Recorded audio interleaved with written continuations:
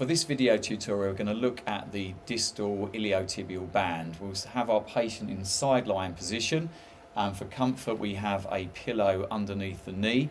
You'll see our no expenses spared wooden stick, which is showing us the direction of the iliotibial band, and we note that it's roughly in the same position as the seam would be on the outside of a pair of trousers.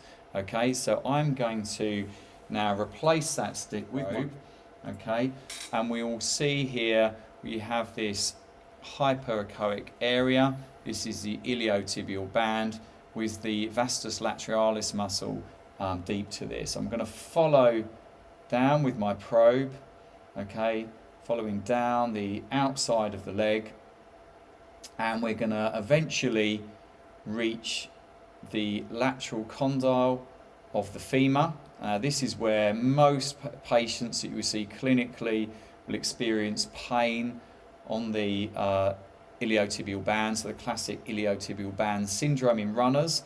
If I come down a little bit with my probe, we can see here the tendon, the popliteal tendon in the notch there, just above the joint line.